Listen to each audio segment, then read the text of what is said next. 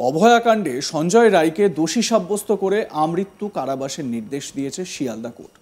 যদিও তারপরেও জারি রয়েছে আইনি লড়াই। এরই মাঝে রবিবার মালদায় আইনজীবীর সঙ্গে দেখা করলেন অভয়ার বাবা মা। অভয়ার বাবা মা দাবি করেন সঞ্জয়কে সামনে দাঁড় করিয়ে প্রকৃত দোষীদের আড়াল করা হচ্ছে, কারণ স্নিফার ডগ দিয়ে তদন্ত করা হলেও তার কোনো তথ্য এখনো জমা দেওয়া হয়নি। এমনকি সেই তথ্য তাদেরও জানানো হয়নি। যদিও তার আইনজীবী হাইকোর্টে রিট্রায়ালের আবেদন জানাতে চলেছেন। সেই প্রেক্ষিতেই রবিবার মালদায় আইনজীবী তড়িৎ ওঝার সঙ্গে দেখা করলেন অভয়ার বাবা মা। স্বাভাবিকভাবেই তদন্ত যেরকমভাবে এগোচ্ছে তাতে করে সন্তুষ্ট নন অভয়ার বাবা মা, এটা তাদের কথায় স্পষ্ট। তারা বলছেন, মানে স্পেসিফিকভাবে এই কথাটা তুলছেন যে স্নিফার ডগ দিয়ে যে তদন্ত হয়েছে সেখান থেকে কি কি তথ্য এসেছে সে বিষয়ে তারা অবগত নন। খুব স্বাভাবিক, তাহলে তারা তাদের আইনজীবীকে কি জানাবেন? আদালতে যখন এই সংক্রান্ত মামলাটা যখন চলছে, আদালতে যখন তার আইনজীবীর তরফ থেকে সওয়াল করার সময় আসবে, তখন তারা এ বিষয়ে কি বলবেন? তাদের কাছে কিছুই তো নেই। শুনুন অভয়ের বাবার কি অভিযোগ। মূলত বিচার যাতে তদন্ত যাতে ঠিকঠাক মতন হয়, কোর্টে আমরা সেটা প্লেস করতে পারি ঠিকঠাক করে, তাই যে আলোচনা করার জন্য এসেছি। এবং হাইকোর্টে আমাদের যে টিম হবে সেটাও কিছু চেঞ্জ করার প্রয়োজন আছে কিনা সেই ব্যাপারেই কথা বলতে, কারণ এরপরে আমাদের হাইকোর্টেই লড়তে হবে। শিয়ালদা কোর্টের লড়াই আপাতত স্থগিত হয়ে গেছে। এরপরে আবার যদি শিয়ালদা কোর্টে লড়তে হয়, সাপ্লিমেন্টারি চার্জশিট বা এটা যদি রিট্রায়াল হয়, তখন আবার সেসব আলোচনা হবে। এখন হাইকোর্ট নিয়ে, মেইন হাইকোর্ট সুপ্রিম কোর্ট নিয়ে আমরা বেশি চিন্তা করছি।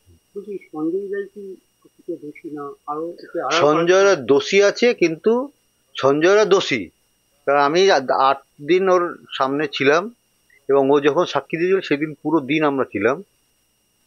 ওকে জজ 104টে কোশ্চেন করেছেন। জজ নিজে বলেছেন আজ পর্যন্ত কোনো ক্রিমিনালকে, অ্যাকুইজকে আমি 104টে কোশ্চেন করিনি আমার লাইফে। যত ক্রিমিনাল আমি মানে যত কেসে ট্রায়াল করেছি 104টে কোশ্চেন আমি কোনো আসামিকে করিনি, তোমাকেই করেছি, কিন্তু তুমি প্রমাণ করতে পারোনি। তখনই আমি বলেছি তুমি প্রমাণ করতে পারোনি তুমি যে এই অপরাধটা করোনি। বিচার ব্যবস্থাতে মুখ্যমন্ত্রী একটা মন্তব্য করেছিলেন যে আমাদের তত্ত্বাবধানে থাকলে এইটা শুনুন, বিচার ব্যবস্থা একটা জিনিস, সরকার প্রশাসন হচ্ছে একটা জিনিস, দুটোর পার্ট পুরো আলাদা। বিচার ব্যবস্থাকে স্বাধীনভাবে চলতে দেওয়া উচিত আমি মনে করি, এবং বিচার ব্যবস্থা ওনার হাতের কাছে থাকলে উনি, এটা তো উনি অন্যায় বলেছেন, উনি আদালত অবমাননার দায় পড়া উচিত ওনার গায়ে। আদালতকে উনি অমান্য করেছেন এই কথাটা বলে, আমি মনে করি 100% করেছেন। হ্যাঁ, সেদিন আমার ভাইয়ের বউ যখন হসপিটালে উপস্থিত হয়েছে, আমি তো ভাইকে ফোন করি, ভাই তো বাড়ি ছিল না। ভাইয়ের বউ এবং ভাইপো গেছিল, যখন হসপিটালে ঢুকছিল তখন দেখছিল স্লিপার ডগটাকে নিয়ে ডগ স্কোয়াড বেরিয়ে যাচ্ছিল। এটাই আমাদের প্রশ্ন, স্লিপার ডগ যদি আনা হলো, সেই যে রিপোর্ট, সেই স্লিপার ডগটা কি বললো, কোনো কিছু পেলো না, সেই তথ্য কিন্তু আমাদের সামনে উঠে আসেনি। সেইটা আমাদের একটা কৌতূহল রয়ে গেছে এই বিষয়টা নিয়ে। এইটা নিয়ে আপনাদের মাধ্যমে সবাই কাছে প্রশ্ন রাখবো, যদি কেউ এইসব ব্যাপারে কোনো তথ্য আমাদের দিতে পারেন অবশ্যই আমাদের জানাবেন, আমরা সেটা প্রয়োজন মনে করছি জানার। বলছি যে একটা প্রশ্ন, যে যেভাবে তদন্ত প্রক্রিয়া চলছে সেটা কি সঠিক পথে এগোচ্ছে? না, তদন্ত যদি সঠিক পথে চলতো তাহলে তো সমস্ত অপরাধীরা যারা আছে এবং আমাদের যে কোশ্চেনগুলো আছে, কোশ্চেন উত্তরগুলো পেয়ে তাদের নতুন করে আমাদের কোশ্চেনগুলো উত্তর খোঁজার জন্য কোর্টে দৌড়াতে হতো না। এই মুহূর্তে দাঁড়িয়ে আপনারা কি চাইছেন, আর কি করা দরকার? বাকি যারা আসামি আছে সবাই সামনে আসুক এবং সবার কঠোর শাস্তি হোক, আমরা এটাই চাইছি। অভয়ের বাবা প্রথম দিন থেকেই বলে আসছেন যে বাকি যারা আরো জড়িত রয়েছে তাদেরকে সামনে নিয়ে আসা উচিত এবং তাদের যেন কঠোর শাস্তি হয়, এমনটাই বলছেন অভয়ার বাবা মা। খুব ইন্টারেস্টিং এই বিষয়টা। তারা কিন্তু মনে করছেন যে একা সঞ্জয় রায় এই ঘটনা ঘটায়নি, এর নেপথ্যে আরও অনেকে রয়েছেন। ইংরেজবাজার শহরের আইনজীবী তড়িৎ ওঝার বাড়িতেই রবিবার সকালে পৌঁছন অভয়ার বাবা মা। দীর্ঘক্ষণ তাদের মধ্যে কথা হয়। অভয়ার মা বলেন তদন্ত সঠিক পথে এগোচ্ছে না, প্রথম দিন থেকেই আমরা ধোঁয়াশার মধ্যে ছিলাম, আজও রয়েছি। আমি মেয়েকে হারিয়েছি, প্রভাবশালী বলেই কাউকে হয়তো আড়াল করা হচ্ছে, প্রভাবশালী ব্যক্তিত্ব আছে বলেই প্রমাণ সামনে আনা হচ্ছে না, বলছেন অভয়ার মা বড় অভিযোগ করছেন তিনি, শুনুন।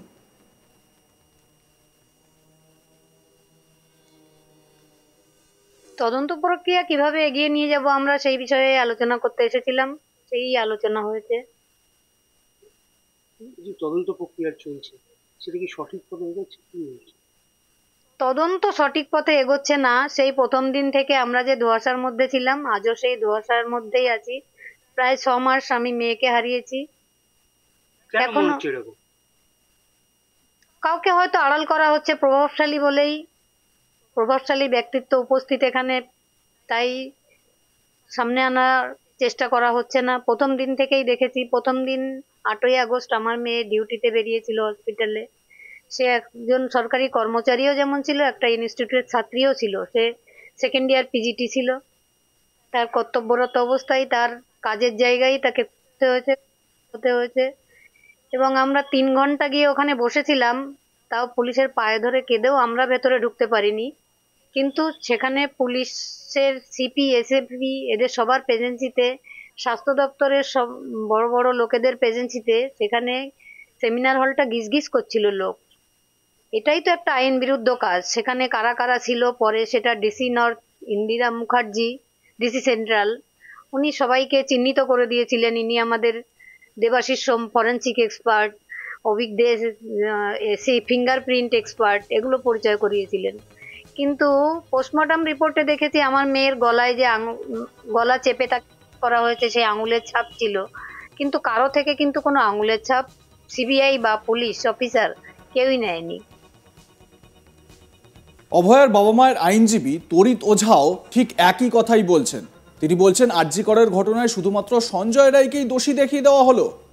শুনুন কি বলছেন তিনি। যখন এখানে আমরা দেখতে পেলাম যে ক্যালকাটা পুলিশ এবং সিবিআই তারা আন্তরিকভাবে চায় না যে এই কেসে অ্যাকচুয়াল কালপ্রিটগুলো ধরা পড়ুক, আমরা তখন সুপ্রিম কোর্টে গেলাম যে তোমার মনিটরিং নিয়ে ইনভেস্টিগেশনটা হোক। আমরা সেই দরখাস্তটা করলাম, করার ডেট পড়ার মধ্যেই এটা অলরেডি অর্ডার হয়ে গেল। তখন সুপ্রিম কোর্ট আমাদেরকে বলল যে তাহলে আপনারা এটা উইথড্র করে নিন, আর একটা পিটিশন করুন, করে আপনারা হাইকোর্টে মুভ করুন। আমি হাইকোর্টের পরে যে এমবার্গোটা ছিল সেই এমবার্গোটাকে উইথড্র করে নিচ্ছি। হাইকোর্ট এবার যা অর্ডার দেওয়ার সে অর্ডার দেবে। আর হাইকোর্ট আমাদেরকে বলেছিল যে যেহেতু সুপ্রিম কোর্টের একটা ম্যাটারটা পেন্ডিং, যতক্ষণ পর্যন্ত ক্ল্যারিফাই না করছেন যে আমার অধিকার আছে কি না ম্যাটারটা শোনার, ততক্ষণ পর্যন্ত আমি শুনতে পাচ্ছি না। তা আমরা সুপ্রিম কোর্টে সম্ভবত কালকে মুভ করে এটাকে একটা অর্ডার নেব আপন দ্য হাইকোর্ট, যে তুমি pass an independent order in a matter. রিট্রায়ালের জন্য বলবেন আবার? আমরা পুরোনো রিইনভেস্টিগেশন অ্যালং উইথ রিট্রায়াল। সেটা কোথায় আবেদন করছেন? সেটা আমরা এখন কলকাতা হাইকোর্টে করব। সুপ্রিম কোর্টের ওই অর্ডারের পর আমরা ক্যালকাটা হাইকোর্টে করব। এ বিষয়ে আপনারা কি মনে করেন জানাতে থাকুন, দেখতে থাকুন আজ তাক বাংলা, সাবস্ক্রাইব করুন আমাদের ইউটিউব চ্যানেলটি।